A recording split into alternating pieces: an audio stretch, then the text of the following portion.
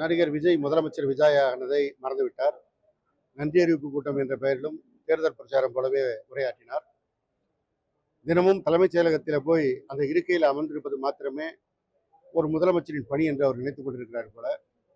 24 மணி நேரமும் தமிழ்நாட்டினுடைய நிலையை கண்காணித்து அதற்கேற்ப செயல்பட வேண்டும். அதற்கு உதாரணமாக செயல்பட்டவர் தளபதி மு.க. ஸ்டாலின் அவர்கள். எந்த நிமிடத்திலும் எல்லா விதமான அமைச்சர்களும் அதிகாரிகளும் அவரை தொடர்பு கொண்டு ஆலோசனை பெறக்கூடும்.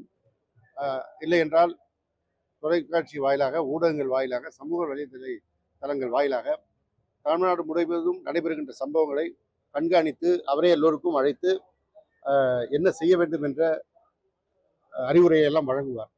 ஆனால் இன்றைக்கு இருக்கின்ற முதலமைச்சர் காலை 9 மணியிலிருந்து மாலை 4 மணி வரை தலைமைச் செயலகத்திற்கு வந்து செல்வது மாத்திரமே தன் பணி என்று இருக்கிறார். மாலை நேரங்களுக்கு பிறகு அவர் வீட்டுக்கு போனவரோடு அவருடைய கட்சிக்காரர்களை கூட சந்திக்க முடியாது என்ற நிலை இருக்கின்ற காரணத்தினால்தான் தமிழ்நாட்டிலே இன்றைக்கு என்ன நடக்கிறது என்பதை யாருக்கும் தெரியாமல் நடந்து கொண்டிருக்கிறது. மிக குறிப்பாக சட்டம் ஒழுங்கு சந்தி சிரிக்கிறது. இதை எதிர்க்கட்சி என்ற முறையில் நாங்கள் கூட அதிகம் இன்னும் விமர்சிக்கவில்லை. எங்களுடைய தலைவர் தளபதி அவர்கள் 6 மாத காலம் இந்த அரசுக்கு அவகாசம் கொடுக்கலாம் என்று சொல்லியிருந்தால், ஆனால் மக்கள் களத்திலே இறங்கிவிட்டார்கள். சென்னை மாநகரம் முழுவதும் இரவு நேரங்களில் மின்சாரம் இல்லாமல் ரோடுகளில் பெண்கள் உலா வருவதும் கைக்குழந்தையோடு உலா வருவதும் இன்றைக்கு ஊடகங்கள் வாயிலாக வந்து கொண்டிருக்கிறது. அதுவும் நேற்றையெல்லாம் தாவேகாவிற்காக வாக்கு கேட்ட ஒரு பெண் தன்னுடைய கைக்குழந்தையோடு இருசக்கர வாகனத்தில் நாங்கள் போய் தான் அந்த குழந்தையை தூங்க வைக்க முடியுது, கரண்ட் இல்லாத அந்த கொடுமையாக இருக்குது அப்படின்னு சொல்லுகிற அளவிற்கு யாரையெல்லாம் பணத்தை வைத்து இன்ஃப்ளூயன்ஸ் செய்தார்களோ அவர்களே இந்த அரசுக்கு எதிராக மாறியிருக்கிறார்கள். எனவே எதிர்க்கட்சிகள் பேசுவதை விட இன்றைக்கு பொதுமக்களே வெகுண்டெழுந்து பேசுகிறார்கள். திருச்சி மாநகரத்திற்கு விஜய் வந்தபோது காவிரி வாற்று பாலத்திலே போக்குவரத்தை துண்டித்து பேருந்து இயங்காத காரணத்தினால் கிட்டத்தட்ட 4 கிலோமீட்டர் பொதுமக்கள் நடந்து செல்கின்ற காட்சியை ஊடகங்கள் தான் வெளியிட்டன. இப்படி ஒட்டுமொத்தமாக பொதுமக்களே இன்றைக்கு களத்தில் இறங்கியிருக்கிறார்கள். ஆனால் அவர் இன்னும் அவகாசம் கேட்கிறார்.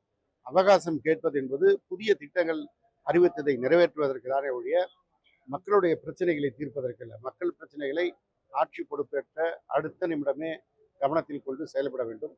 மிக குறிப்பாக சட்டம் ஒழுங்கு பிரச்சனை. இன்னைக்கு சட்டம் ஒழுங்குக்கு பங்கமாக இருக்கிறது தாவேக்காரங்க தான். மிக குறிப்பாக எந்த பாலியல் குற்றங்களை குற்றம் சுமத்திய திமுக மீது குற்றம் சுமத்தினார்களோ அந்த பாலியல் குற்றங்களை தாவேக்காவை சேர்ந்தவர்களே இழைத்துக் கொண்டிருக்கிறார்கள் என்ற செய்தி தான் தினம்தோறும் வருகிறது. இதுவரை கிட்டத்தட்ட 10க்கும் மேற்பட்ட செய்திகள்.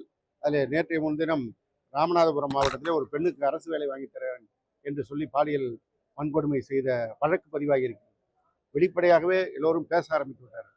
எனவே ஆட்சி பொறுப்பு என்பது ஏதோ கிரீடம் என்று அவர் நினைத்துக் கொண்டிருக்கிறார். அது முள்கிரீடம். பொதுமக்கள் பாதுகாப்பாக இருப்பதற்காக தூக்கி சுமக்க வேண்டிய முள்கிரீடம்.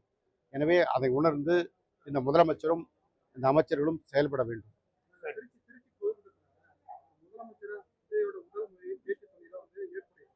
இல்லை, அவர் இன்னும் கத்தி படத்துலையும் தெரிய படத்துலையும் நடித்த மாதிரியே தான் நினச்சிட்டு இருக்காரு. அந்த மேடையில் நான் வாயில வந்துருங்கிறாரு.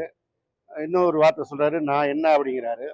இதுக்கெல்லாம் இந்த டேஷ்லாம் ஃபில்லப் பண்ணோம்னா ரொம்ப தரக்குறைவாக இருக்கும். அவங்களுடைய விர்ச்சுவல் வாரியர்ஸே இதை கண்டிக்கிறாங்க. ஒரு பொண்ணு சொல்லுது, அண்ணோ நீ முதலமைச்சர் ஆகிட்டன்னா கொஞ்சம் ஞாபகம் வச்சு பேசுனா அப்படின்னு அவங்களுடைய விர்ச்சுவல் வாரியர்ஸே இன்னைக்கு வீடியோ போடுகின்ற நிலைமைக்கு வந்து விட்டார். ஆனால் வெளி ஊடக தொடர்பே இல்லாமல் இருக்கின்ற காரணத்தினால் விஜய்க்கு இது எதுவும் தெரியாது.